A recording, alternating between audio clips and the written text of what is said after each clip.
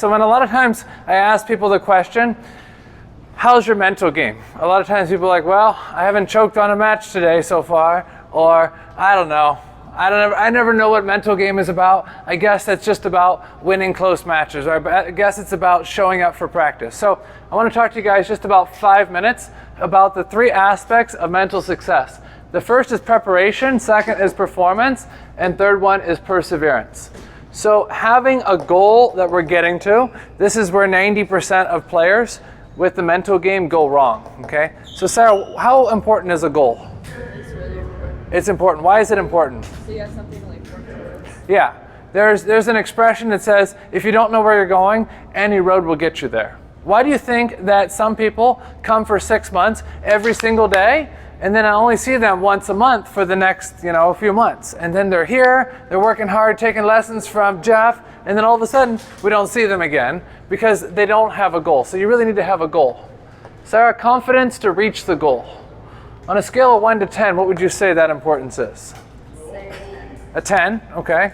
Why is that a 10? because you need to have like faith in yourself. Yeah, because if you don't even believe, Nandan, that you're going to reach your own goal, are you really going to try that hard? No, because you don't believe it. Next one is full schedule. This is the actual plan as far as planning the year. Daily routine. How important, Jaden, is a daily routine?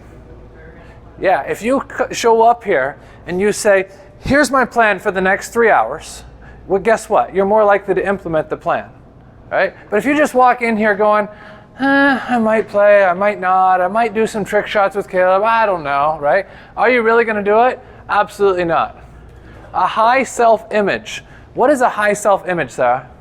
It's like when you think good about yourself, like you know what you're good at.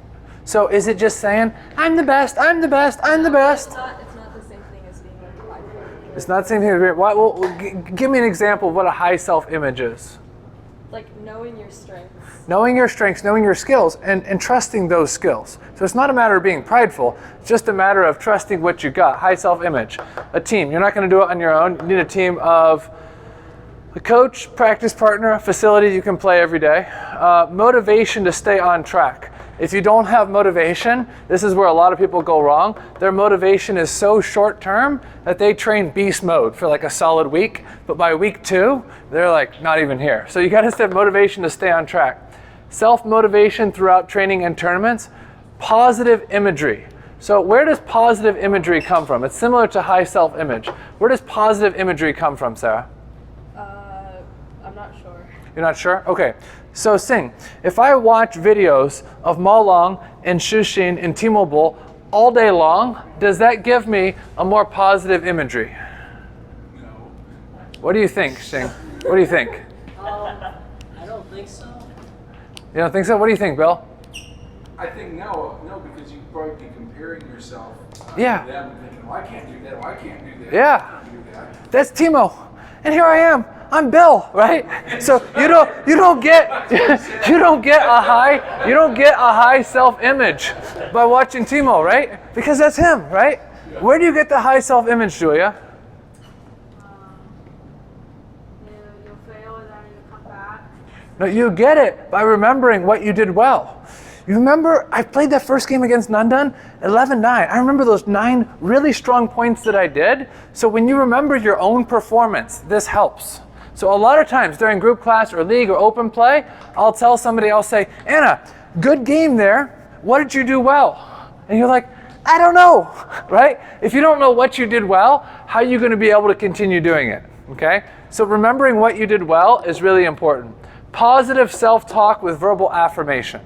Okay, so sometimes when Sarah or Anna or Matthew or somebody's here, we'll practice being positive. Why is that important? Because like any other skill, it needs to be practiced. Controlling the mood and emotions. Is this easy? Matthew, is it easy? No, but it's necessary. And if you get emotional out there and you're just like ticked off at the world because, Kenny got 2 nets at 9-9 in the first game, you'll literally throw away the match or you'll throw away the tournament because we got emotional.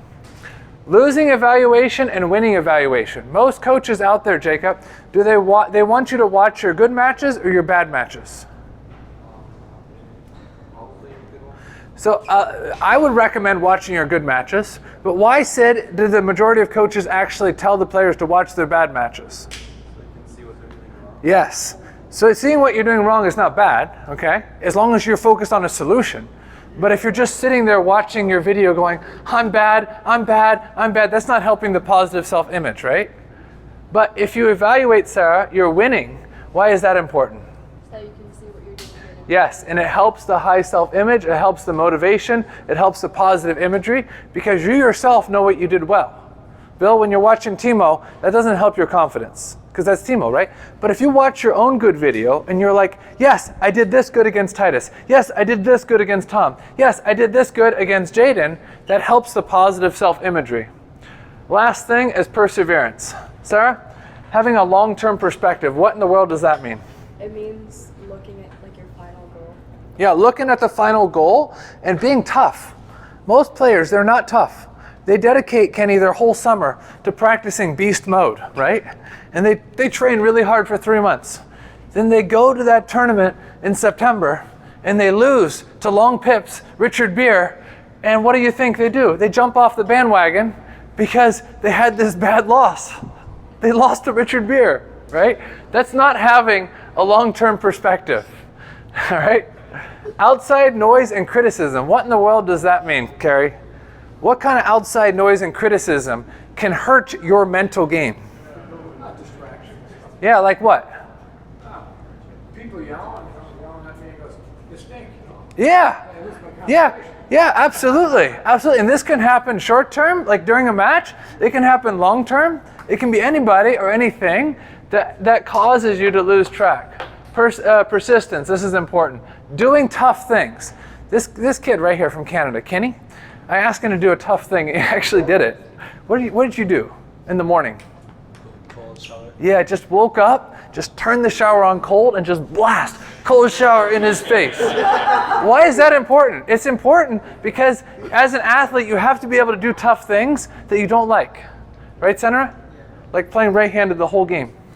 Right? Right. Interactions with others. This is important. Reevaluation, and then eternity ahead, realizing that there is more to life than just winning and losing right now. The people that have more of an eternal perspective have a better perspective on practicing, a better perspective on themselves, and a better perspective on winning and losing. So I want you guys to have a good perspective. So if you want to recap on this, don't be afraid to take a photo of it before you leave, or we can discuss this more later. I just wanted to take a few minutes to kind of outline these three: preparation, performance, and perseverance. Because your perception of yourself, your goals, your motivation, your perception of training, of match play, it all influences how you do. A lot of people, a lot of coaches say, I just have to practice more. Practicing more is never a bad thing. It's good. As long as your perception of yourself and training is correct, I would say practicing more is good. Any questions? Senra, you got a good one for me? No? All right, guys. Okay, you guys can go back to your match play. The groups, go on over there. We're going to start our warm-up.